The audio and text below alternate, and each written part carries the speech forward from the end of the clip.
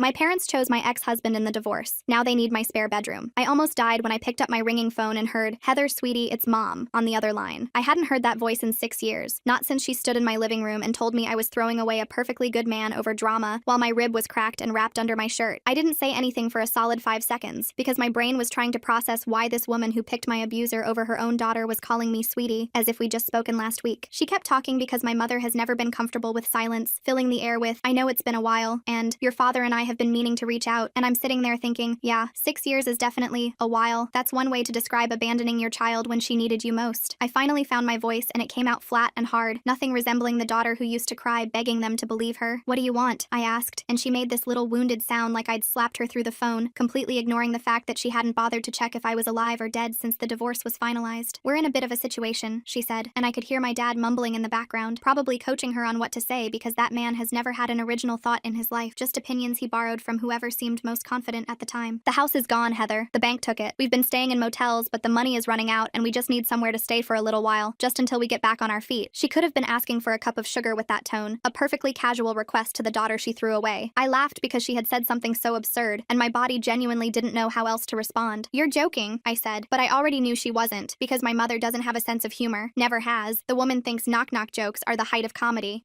"We're family," she said, and that word landed heavy in my chest because family. Really? That's what we're calling this now? Family is what you have when people show up for you, when they believe you, when they don't look at their daughter's tear-streaked face and choose her abuser because he brought good wine to Thanksgiving once and always remembered to compliment her pot roast. "No," I said, and it came out so easy, easier than I thought it would. 6 years ago, I couldn't say no to anything, couldn't stand up for myself, couldn't even leave my ex-husband Conrad without apologizing for inconveniencing everyone with my trauma. But I'd spent 6 years in therapy learning that no is a complete sentence, that I don't owe explanations to people who never cared enough to ask questions. The silence on the other end was deafening, and I could practically see my mom's face, that pinched expression she gets when things don't go her way, lips pressed together so tight they almost disappear. "Excuse me?" she finally said, and there it was, the tone I grew up fearing, the one that meant I'd disappointed her, the one that used to make me scramble to fix whatever I'd done wrong just to make that voice go away. I said no.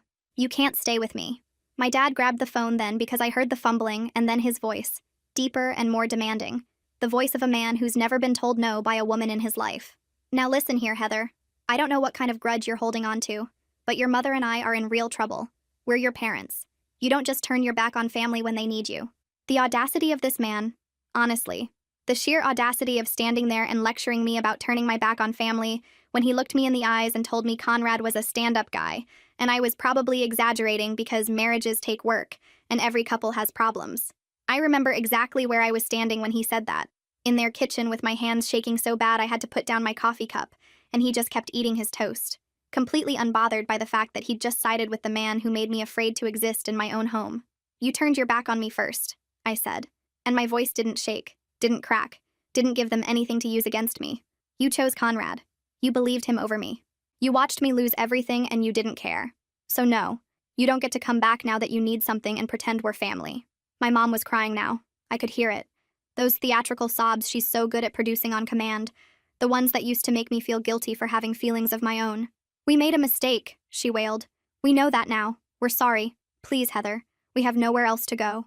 And for just a second, just one tiny second, I felt something that might have been sympathy, or might have been the ghost of the daughter I used to be, the one who would have said yes just to make the crying stop. But then I remembered what it felt like to be completely alone, to rebuild my entire life from nothing while they hosted Conrad at Christmas dinner, and that feeling died as fast as it came. "That sounds like a you problem," I said. "Don't call this number again."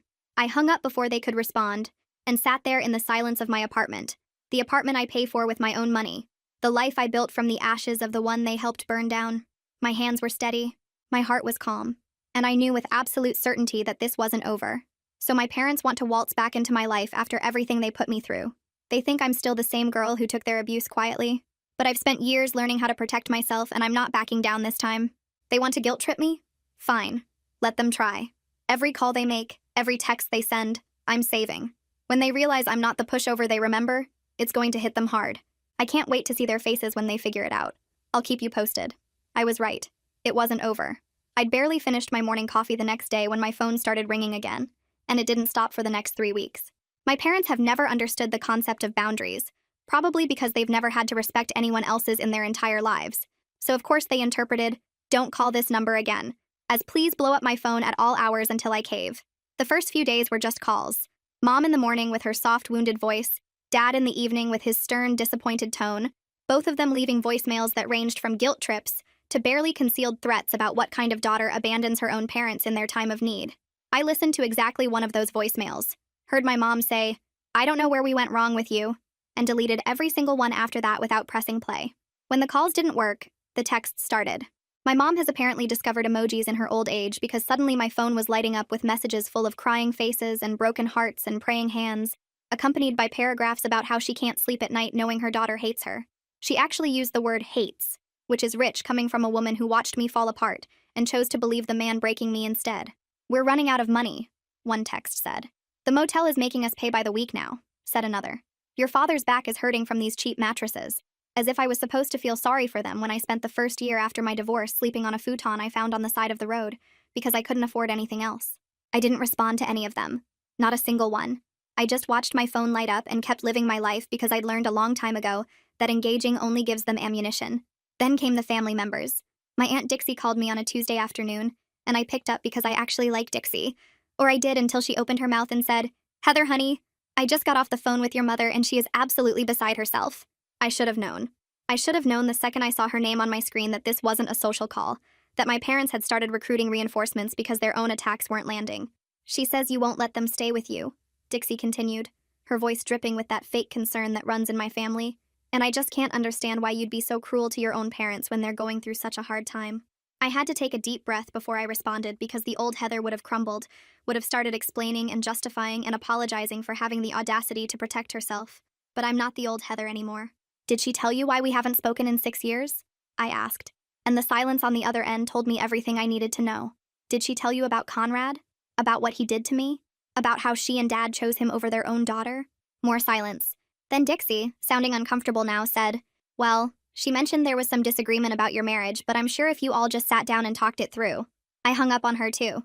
After that, it was my cousin, then my uncle, then my grandmother's sister, who I haven't seen since I was 12, and who somehow got my number just to tell me I was breaking my mother's heart. Every single one of them had the same script. "Your parents are struggling. Family helps family. You need to let go of the past. Holding grudges is unhealthy." Not one of them asked me what actually happened. Not one of them wanted to hear my side. They just called to deliver my parents' message wrapped in the thin disguise of concern, and I stopped answering my phone altogether unless the number was already in my contacts. My parents had turned my entire extended family into their personal army, and every single soldier was armed with guilt and absolutely zero context. 2 weeks into this harassment campaign, I came home from work to find my mom sitting on the steps outside my apartment building. She looked smaller than I remembered, older, her hair grayer and her clothes wrinkled in a way that the mother I grew up with never would have allowed. For half a second, I felt something twist in my chest, some leftover reflex from childhood that wanted to run to her and fix whatever was wrong. Then she opened her mouth and said, "I knew you'd have to come home eventually," with this little triumphant smile, and whatever sympathy I'd felt evaporated instantly. "You need to leave," I said, and she stood up slowly, brushing off her pants like she had all the time in the world. "I just want to talk," she said, face to face, mother to daughter. "You owe me that much." I actually stopped walking and turned to look at her because the audacity of that statement deserved acknowledgement. "I don't owe you anything," I said, and my voice was steady even though my heart was pounding. "You lost the right to demand things from me when you chose Conrad over me, when you told me I was being dramatic, when you watched me lose everything and didn't lift a finger to help." Her face crumpled into that wounded expression she's perfected over 60-something years of getting her way, but I walked past her and into my building without looking back. She came back the next day, and the day after that, sometimes with my dad, sometimes alone, always with the same script about family and forgiveness and how they've changed. My dad tried the stern approach, standing outside my building with his arms crossed like he was waiting for a teenager who'd missed curfew. "This is ridiculous, Heather," he called out when he saw me walking up the street. "We're your parents. We raised you. We gave you everything, and this is how you repay us?" I walked right past him without making eye contact, and he grabbed my arm, actually grabbed my arm to stop me, and I spun around so fast he let go like I'd burned him. "Touch me again and I'm calling the police," I said, and my voice didn't sound like my voice anymore. It sounded like someone who'd survived something and wasn't going to let anyone put her through it again. He stood there sputtering about respect and gratitude while I went inside and locked the door behind me. Then they found out where I worked. I still don't know how. Maybe one of the family members they'd recruited. Maybe they'd followed me one morning. But I walked into the office on a Thursday to find my mother in the lobby, chatting up the receptionist like they were old friends. "There she is," my mom said when she saw me, loud enough for everyone in a 30-foot radius to hear. "My beautiful daughter. I was just telling Sandy here how proud I am of everything you've accomplished." I could feel every eye in the lobby on me as I walked over, my face burning with a combination of rage and humiliation. "You need to leave," I said quietly, and my mom's smile didn't waver, but her eyes went hard. "I just wanted to see where you work," she said, still loud, still performing for the audience. Is that so wrong? A mother wanting to be part of her daughter's life? I leaned in close so only she could hear me. "If you don't leave right now, I'm calling security and having you escorted out, and then I'm getting a restraining order." The smile finally dropped. She looked at me with something that might have been shock, or might have been the first glimmer of understanding that I wasn't bluffing. Then she gathered her purse and walked out without another word, leaving me standing in my own lobby feeling like I'd just fought a battle that everyone around me didn't even know was happening. My hands were shaking when I got to my desk, but I didn't cry. I was done crying over people who didn't deserve my tears. I know what you're probably thinking. What could possibly be so bad that I'd let my own parents end up homeless rather than help them? What did Conrad actually do? And why can't I just forgive them and move on like everyone keeps telling me to? Trust me, I get it. From the outside, this probably looks cold. But you don't know what I went through. You don't know what they watched happen and chose to ignore. So let me tell you about my marriage. I met Conrad at my best friend's wedding. He was one of the groomsmen, tall and confident with this smile that made you feel like you were the only person in the room when he looked at you. I was 24 and had just started my first real job after college, feeling like an adult for the first time in my life. And here was this man in a perfectly fitted suit who kept finding excuses to talk to me during the reception. "You look like you're planning your escape," he said, appearing next to me while I was hiding by the dessert table trying to avoid my friend's handsy uncle. "Is it that obvious?" I asked, and he laughed and said, "Only to someone who's also looking for the exit. I'm Conrad." He asked me to dance during a slow song, and when I stepped on his feet twice because I've never been graceful, he just laughed and said, "Good thing I wore my sturdy shoes." By the end of the night, he had my number, and I had this fluttery feeling in my chest that I mistook for the beginning of a love story. Looking back now, I can see all the signs I missed. All the red flags I painted green because I wanted so badly to believe that someone like him could want someone like me. The first 6 months were a dream. Conrad was attentive in a way no one had ever been before, texting me good morning every day, surprising me with flowers at work, remembering every little detail I mentioned and bringing it up later to show he'd been listening. When I told him I loved this obscure band from the 90s, he tracked down concert tickets for their reunion tour 3 states away and drove us there himself. When I mentioned missing my grandmother's cooking, he found her old recipe for apple pie in a box my mom had and made it for me from scratch, flour all over his kitchen, and this proud grin on his face when it actually turned out edible. "I can't believe you did this," I said, and he kissed my forehead and said, "I'd do anything to make you happy." He met my parents within the first 2 months and charmed them completely, bringing my mom flowers and talking to my dad about football for an hour like they'd known each other for years. "He's a keeper," my mom said after that first dinner, squeezing my hand with tears in her eyes like I'd finally done something right. My dad clapped Conrad on the shoulder and said, "You take care of my little girl." And Conrad looked him right in the eyes and said, "I promise you, sir, I will treat her like a queen." Everyone loved him. My friends loved him. My coworkers loved him. I loved him so much it scared me sometimes. This overwhelming feeling that I'd somehow won the lottery and was just waiting for someone to realize they'd made a mistake. The first time something felt off was about 8 months in. We were at a restaurant and I laughed at something the waiter said. Just a dumb joke about the daily special. Nothing flirtatious, nothing inappropriate. When the waiter walked away, Conrad got quiet. That kind of quiet that fills up the whole room, and he didn't speak to me for the rest of dinner. In the car on the way home, he finally said, "You really enjoyed that, didn't you?" I looked at him confused and said, "Enjoyed what?" His hands tightened on the steering wheel. "Don't play dumb with me, Heather." The waiter. The way you laughed at his stupid joke. The way you lit up when he was talking to you. I tried to explain that I was just being polite, that it meant nothing, that I only had eyes for him. "I didn't mean anything by it," I said. He was just being friendly. Conrad shook his head slowly. "You have no idea how you come across, do you? How desperate you look throwing yourself at any man who gives you attention." I felt tears prick my eyes and said, "That's not fair. I wasn't throwing myself at anyone." And he pulled the car over so suddenly I gasped. He turned to look at me with this intense expression and said, I'm sorry. I just love you so much that the thought of anyone else making you smile drives me crazy. You're everything to me, Heather. The idea of losing you makes me insane." I told myself it was romantic. That jealousy was just passion in disguise. And I was lucky to have someone who cared that much. After that, the comments started coming more frequently. "You're not wearing that out, are you?" He'd say when I put on a dress I used to love. "That makeup makes you look cheap." He'd mention casually while I was getting ready. God, do you have to laugh like that? Everyone's staring at you. He'd say these things casually, almost like he was doing me a favor by pointing out my flaws, and I started changing myself piece by piece to avoid setting him off. Shorter hemlines became longer ones. Bold lipstick became neutral tones.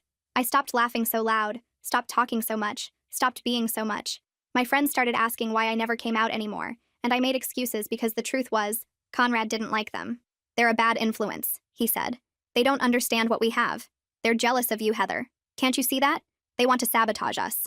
One by one, they stopped calling, and I told myself it was fine because I had Conrad, and he was all I needed. We got married after 2 years of dating. A beautiful ceremony that my parents paid for because Conrad said it was tradition. And who was I to argue with tradition? I walked down the aisle toward this man who I thought hung the moon, completely blind to the fact that I was walking into a cage. The first year of marriage was when the real Conrad started to emerge, like he'd been wearing a costume the whole time, and finally felt comfortable enough to take it off. The criticism that used to come occasionally became constant.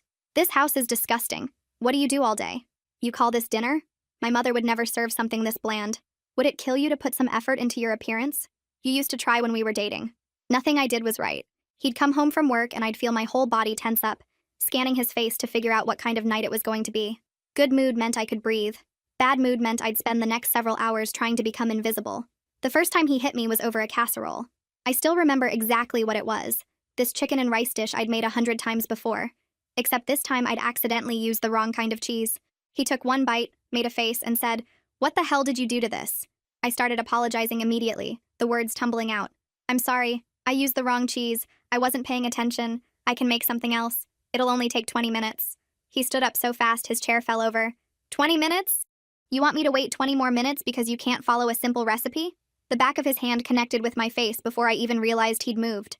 I stood there in my own kitchen with my cheek burning and my ears ringing, and he looked at me with this expression of pure disgust and said, "Look what you made me do. I didn't want to do that, Heather. You made me do that." Then he walked out, got in his car, and didn't come back until the next morning. When he did come back, he had flowers and tears in his eyes, and this whole speech prepared. "I've never done anything like that before," he said, his voice cracking. "Work has been so stressful, and I just snapped. It'll never happen again. Please forgive me. I love you so much. I hate myself for hurting you." I believed him because I needed to believe him, because the alternative was admitting that my whole life had become a lie. It happened again 2 weeks later, and then a week after that. And then it became so regular that I stopped counting, stopped being surprised, stopped feeling much of anything at all. I learned to read his moods like weather patterns, learned which topics to avoid, learned how to make myself so small and quiet that maybe he'd forget I was there. I flinched when he raised his hand, even if he was just reaching for something on a shelf. I apologized for everything, constantly, compulsively. Sorry for existing. Sorry for breathing. Sorry for being the kind of wife who apparently deserved to be hit over cheese.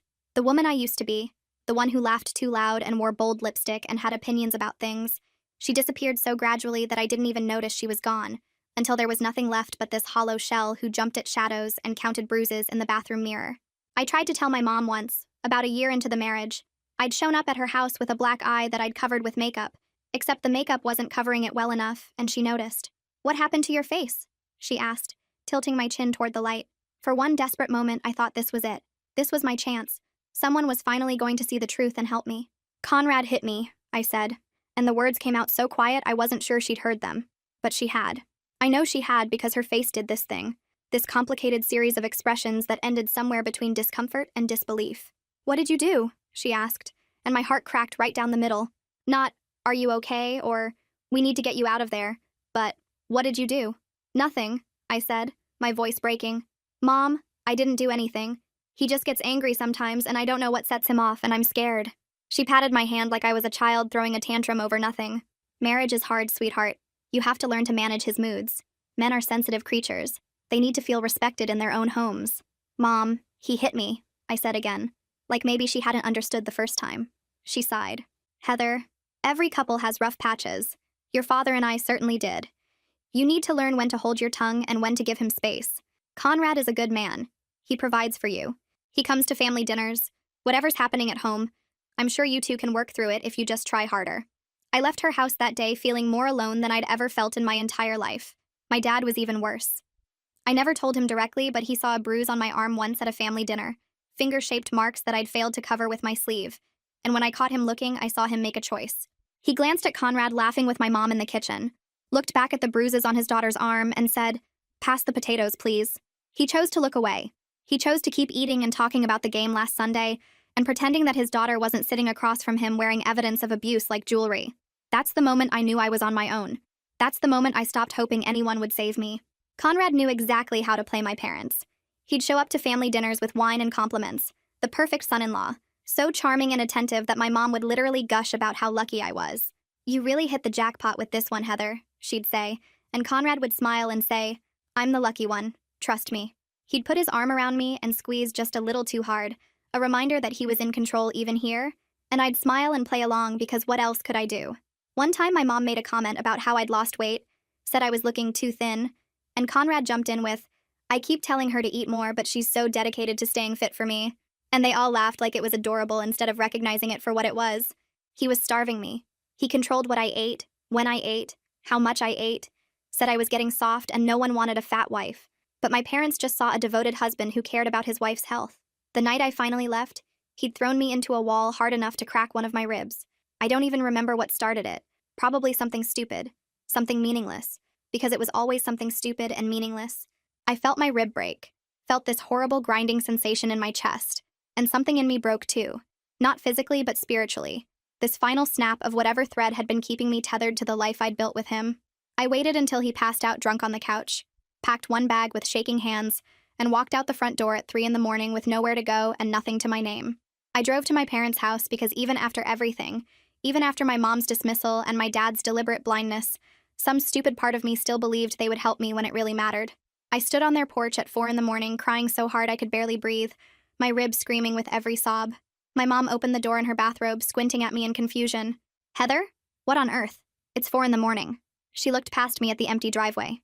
"Where's Conrad? Does he know you're here?" "I left him," I said through my tears. "Mom, he threw me into a wall tonight. I think my rib is broken. I need help. Please. I need somewhere to stay." She sighed, this heavy, disappointed sigh that I'd heard 1,000 times growing up. "Heather, you can't just leave your husband in the middle of the night over a fight." "It wasn't a fight," I sobbed. "He hurt me.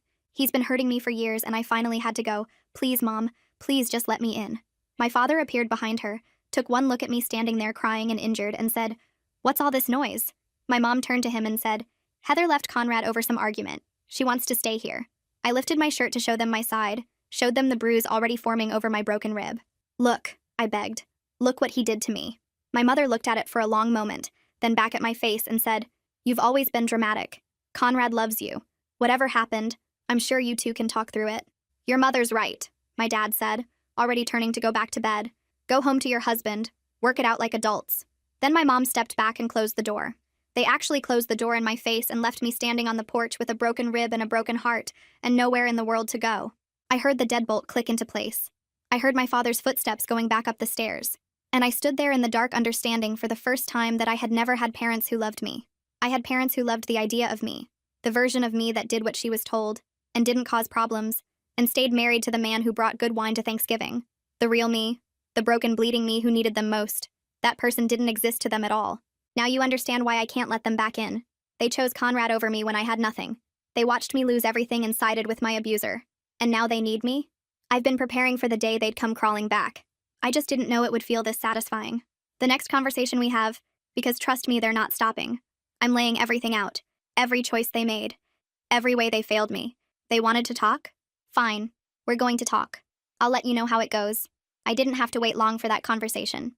3 days after the lobby incident, my mom showed up at my apartment again, but this time something was different. She wasn't alone. My dad was with her, and they weren't wearing those entitled expressions I'd gotten used to seeing. They looked smaller somehow, defeated in a way I'd never seen before, standing outside my building like two people who'd finally run out of plays. I almost walked past them like I had every other time, but then my mom said something that stopped me cold. "We know about Kate," she said, and her voice cracked on the name. "Conrad's new girlfriend. She found us." I turned around slowly because I had no idea what she was talking about. Kate was a name I'd heard maybe once or twice through the grapevine. Some woman Conrad had started dating about a year after our divorce, but I'd made it a point to know as little about his life as possible. "What does that have to do with anything?" I asked, and my dad cleared his throat in that way he does when he's about to say something that costs him. "She showed us things," he said, and he couldn't meet my eyes. "Pictures, medical records, text messages, things Conrad sent her when he was drunk, bragging about what he used to do to you. My mom was crying now. Not the theatrical sobs I'd grown up with, but quiet tears that streamed down her face without any of the usual performance. "We didn't know," she whispered. "Heather, I swear to you, we didn't know how bad it was." I stood there on the sidewalk feeling like the ground had shifted under my feet, because this was not how I expected this conversation to go. I'd prepared for more guilt trips, more manipulation, more of the same tactics they'd been using for weeks. I had not prepared for them to actually admit they were wrong. "You didn't know," I repeated, and my voice came out flat and hard. "You didn't know when I showed up with a black eye and told you he hit me. You didn't know when I showed you the bruise over my broken rib. You didn't know when I begged you to let me in at 4 in the morning with nowhere else to go." My dad flinched like I'd slapped him. "We thought you were exaggerating," he said, and at least he had the decency to sound ashamed. "Conrad was always so charming, so put together, and you've always been—" He trailed off, but I knew exactly what he was going to say. "Dramatic," I finished for him. "That's what Mom said when I showed her my broken rib. You've always been dramatic." Those were her exact words while I stood on your porch with nowhere to go. My mom made this small wounded sound and reached for me, but I stepped back before she could touch me. "Don't," I said. "You don't get to touch me. You lost that right when you closed the door in my face." "Kate showed us everything," my mom said desperately, like the evidence somehow made up for what they'd done. "She found us through Facebook, said she'd been looking for you but couldn't find you. She showed us pictures he kept on his phone like trophies. She showed us texts where he bragged about what he did to you, called you names I can't even repeat, laughed about how he had everyone fooled." I felt sick. I didn't know those pictures existed. The thought of my parents seeing those images, seeing me at my most broken, made my skin crawl. "So a stranger had to show you proof," I said slowly, "because your own daughter's word wasn't good enough. I told you. I showed you. I begged you to believe me. And you chose him. You chose a man you'd known for 2 years over the daughter you raised for 24. My dad stepped forward. "We were wrong," he said, and those 3 words sounded like they physically hurt him. "We were wrong about everything. About Conrad. About you. Kate showed us who he really was, and we realized we'd been defending a monster. You didn't just defend him," I said, and my voice was rising now. 6 years of rage finally finding an outlet. "You hosted him at Christmas dinner while I ate ramen alone in a studio apartment. You sent him birthday cards while I was rebuilding my entire life from nothing. You chose him over and over again for years, and you never once stopped to wonder if maybe your daughter was telling the truth." My mom was sobbing openly now. "We're sorry," she kept saying. "We're so sorry. We didn't know." "You didn't want to know," I shot back. "I gave you every opportunity to see what was happening, and you chose not to look. Believing me would have meant admitting you made a mistake. It would have meant admitting you pushed me to marry him, that you paid for the wedding that trapped me, that you ignored every red flag because he made you feel like good parents." The silence that followed was deafening. My parents stood there looking like they'd been stripped of every defense they'd ever built. For the first time in my life, they had nothing to say. "We know the truth now," my mom repeated weakly. "We know what he did, and we're so sorry we didn't believe you." I laughed, and it wasn't a nice laugh. "You're sorry now that you need something from me. You're sorry now that you're homeless and desperate. But where was your sorry 6 years ago? Where was your apology when I was sleeping on a futon I found on the side of the road? Where was your remorse when I was working 2 jobs while you were hosting my abuser for the holidays?" My dad tried one more time. "We can't change the past," he said, "but we can try to make it right. Just give us a chance, Heather. Let us prove we've changed." I looked at him. This man who'd walked me down the aisle and handed me off to a man who would spend years breaking me into pieces. I looked at my mom, who'd taught me to ignore my own instincts because a woman's job was to keep the peace. I looked at both of them standing there with their desperate eyes, finally saying all the things I'd needed to hear 6 years ago, and I felt absolutely nothing. "No," I said, and the word came out easy. "You don't get a second chance. You had your chance. Every time I showed up with a bruise, every time I flinched at a loud noise, every time I made excuses for why I couldn't come to dinner, those were your chances. And you blew every single one." My mom reached for me again. "Please," she begged. "Heather, please. We're your parents. We love you." "You love the idea of me," I said, stepping back. "You love the version of me that does what she's told and doesn't cause problems and makes you look good at family gatherings. But the real me, the one who survived something you can't even imagine, the one who rebuilt her entire life without any help from anyone, that person is a stranger to you. And I'm going to keep it that way." I turned and walked into my building without looking back. I could hear my mom crying behind me, could hear my dad calling my name, but I didn't stop. I'd spent too many years stopping for people who didn't stop for me. The elevator doors closed, and I finally let myself breathe. My hands were shaking, but my heart was steady. They'd finally admitted they were wrong. They'd finally apologized. And it didn't change a single thing. Some doors, once closed, are meant to stay that way. I should have known that wouldn't be the end of it. My parents have never been able to take no for an answer. And the next move they made? It pushed me to call the police.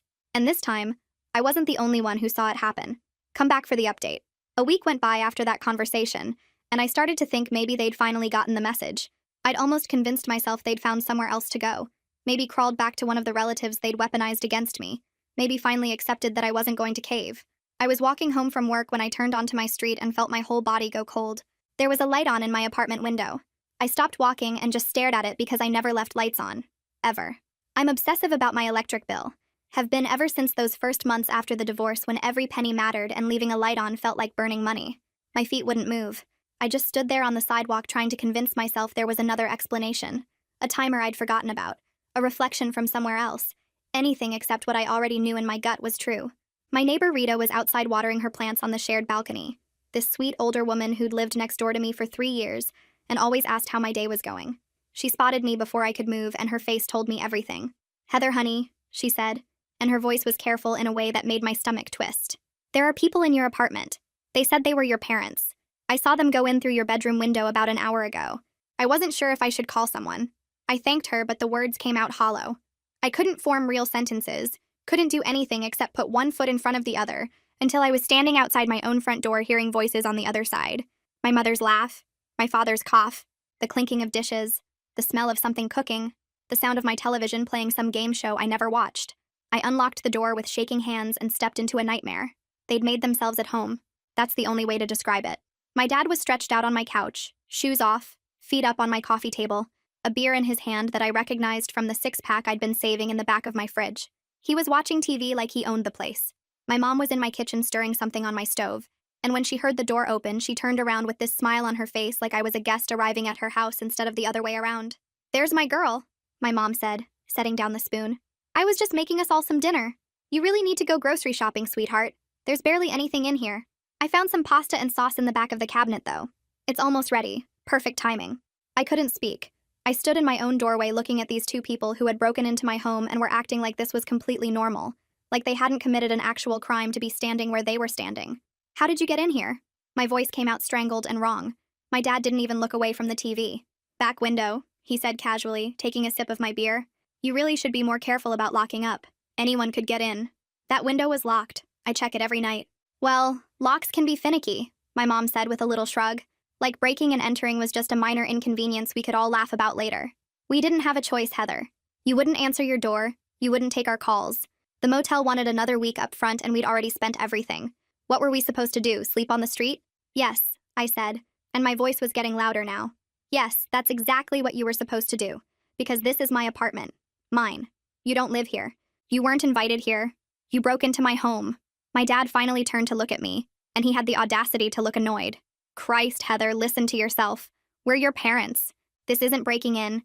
This is family looking out for each other. Get out." I said it quiet and hard, and I meant every syllable. "Right now. Get your shit and get out of my apartment." My mom turned off the stove burner and wiped her hands on a dish towel. My dish towel. Like she was the lady of the house being interrupted during meal prep. "Heather, please. We have nowhere else to go. We've been in that disgusting motel for weeks. Your father's back is destroyed. I haven't slept properly in days. We're your parents. You can't just throw us out on the street. Watch me." I pulled out my phone. "You have 60 seconds to leave before I call the police." My dad set down the beer and stood up slowly, and for a second I thought he was actually going to comply. Instead, he walked toward me with this expression on his face that I remembered from childhood, the one that meant I'd crossed a line and there would be consequences. "You would really do that?" he asked, his voice low and dangerous. "You would really call the cops on your own parents? Have us hauled off in handcuffs like we're some kind of criminals? You are criminals. You broke into my apartment. We're family." He said it like that word was supposed to mean something, like it was a magic spell that erased everything they'd done. "Family doesn't call the police on each other. Family figures it out." "We're not family," I said, and I started dialing. "We stopped being family when you chose my abuser over me, when you closed the door in my face, when you spent 6 years pretending I didn't exist. You don't get to show up now and play the family card like it's some kind of get-out-of-jail-free card." My mom rushed over and grabbed my arm, actually grabbed my phone arm like she was going to stop me from calling.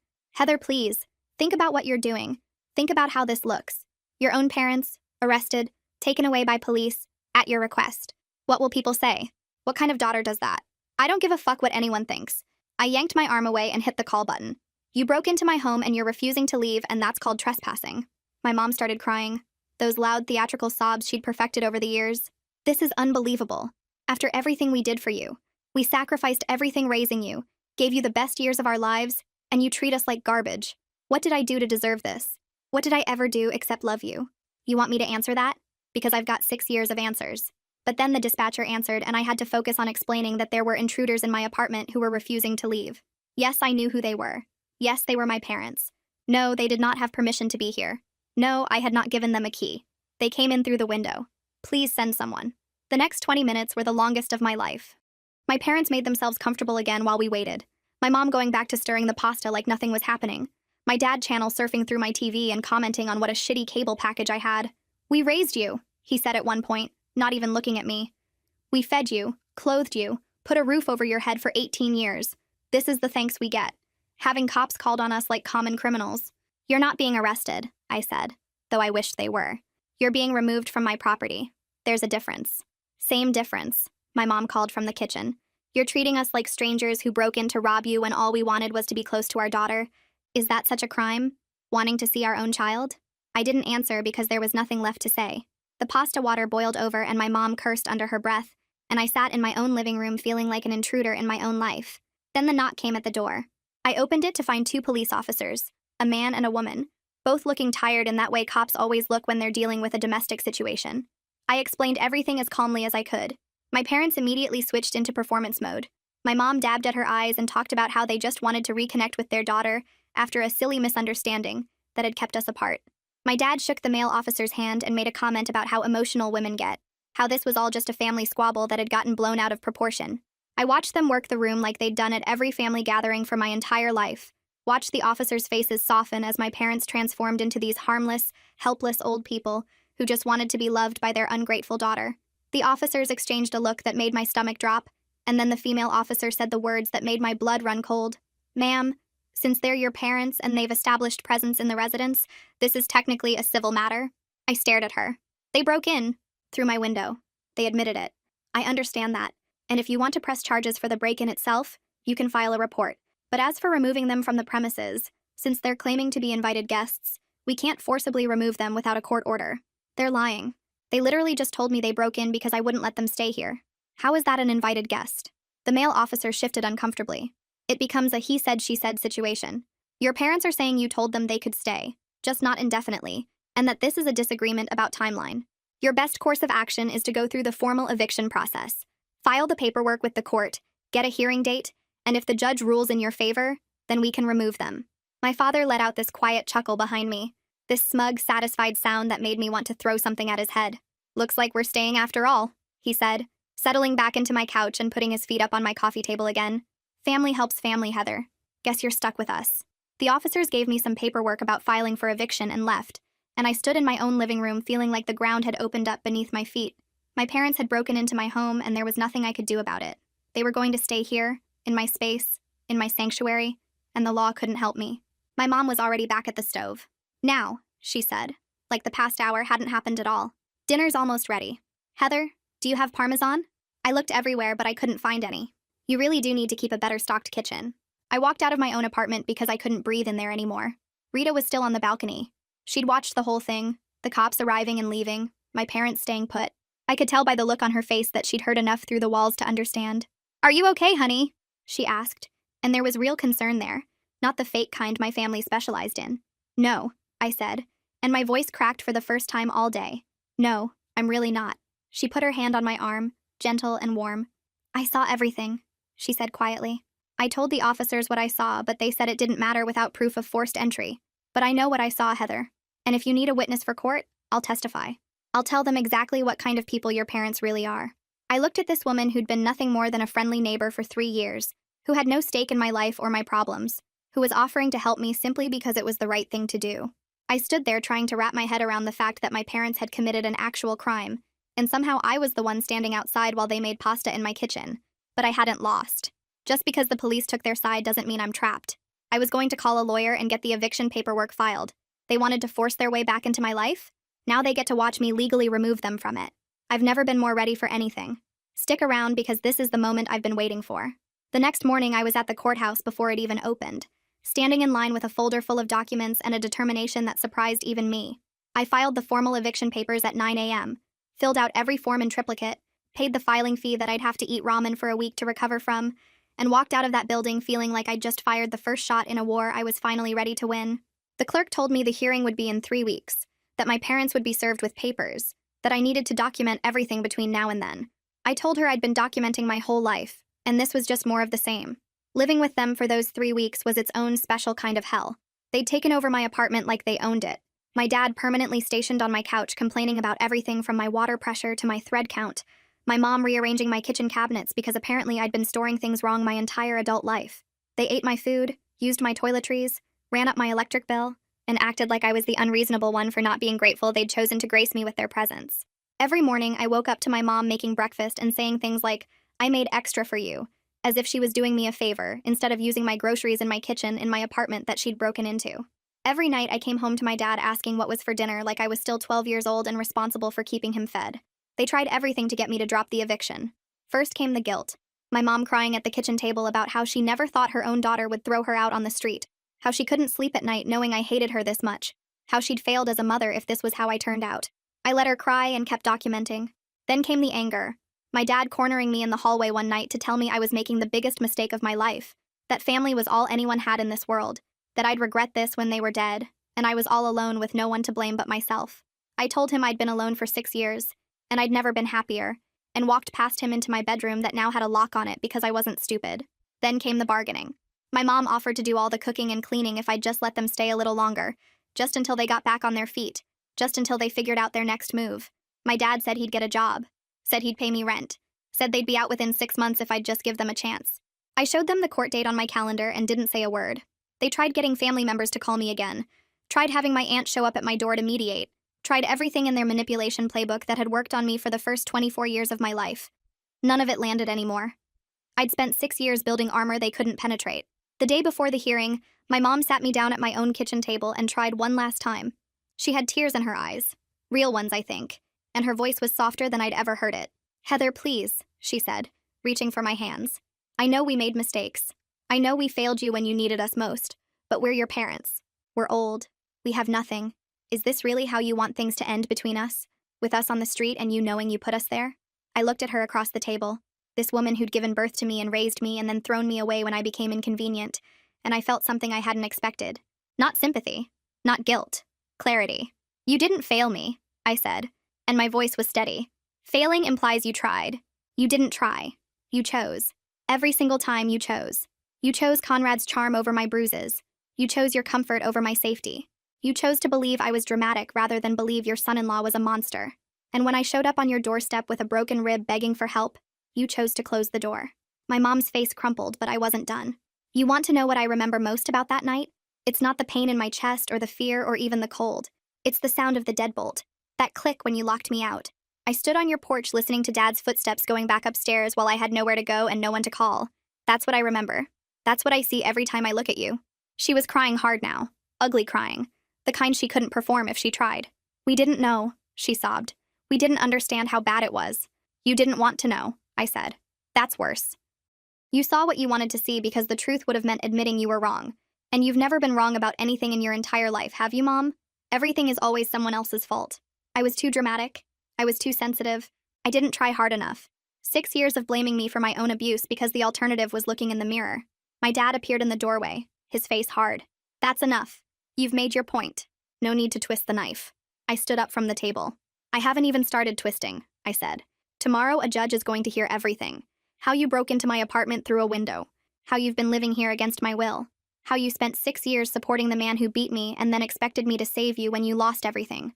Rita's going to testify about what she saw. I've got documentation of every text, every voicemail, every time you showed up at my work or my building trying to force your way back into my life. And when that judge tells you to get out, you're going to have to find somewhere else to go, because you're not my problem anymore." The hearing was at 10 a.m. in a small courtroom that smelled like old coffee and recycled air. My parents showed up in their nicest clothes, the ones they'd been carefully preserving for occasions exactly like this, and they smiled at the judge like they were at a church social instead of fighting to avoid homelessness. My lawyer presented everything: the break-in, the refusal to leave, the harassment campaign, the pattern of manipulation. Rita testified about what she'd seen, her voice steady and clear as she described watching my parents climb through my bedroom window and make themselves at home. My mom tried to interrupt twice and got shut down by the judge both times. When it was their turn to speak, my dad launched into this speech about family and forgiveness, and how children these days don't understand loyalty. He talked about everything they'd sacrificed to raise me, every dollar they'd spent, every opportunity they'd given up. He made it sound like I owed them my entire existence, and this eviction was the ultimate betrayal of everything they'd done for me. The judge listened without expression, then turned to me and asked if I had anything to add. I stood up and looked at my parents, really looked at them, and said the thing I'd been holding in for 6 years. Your Honor, these people had one job that every parent has. Protect your child. Keep them safe. Believe them when they tell you something is wrong. And they failed. They didn't just fail. They actively chose the other side. They chose my abuser. They defended him, supported him, welcomed him into their home while I was rebuilding my life from nothing. And now they want me to save them? I shook my head. I spent years feeling guilty for surviving without them. Years wondering if I was the problem, if I was being too hard, if I should just forgive and move on like everyone kept telling me to. But you know what I realized? Some people don't deserve forgiveness. Some people make choices so devastating, so complete in their betrayal, that forgiveness would be a lie I told myself to feel better. I don't forgive them. I'm never going to forgive them. And I need them out of my home so I can keep living the life I built without them. The judge ruled in my favor. 30 days to vacate, no exceptions, no extensions. My parents sat there in stunned silence as the reality sank in, as they realized for maybe the first time that I wasn't bluffing, wasn't going to cave, wasn't going to rescue them at the last second like they'd clearly been expecting. My mom turned to me with tears streaming down her face and said, "Where are we supposed to go?" I picked up my bag and looked at her one last time. "I don't know," I said, "but I know it's not my problem." I walked out of that courtroom and I didn't look back.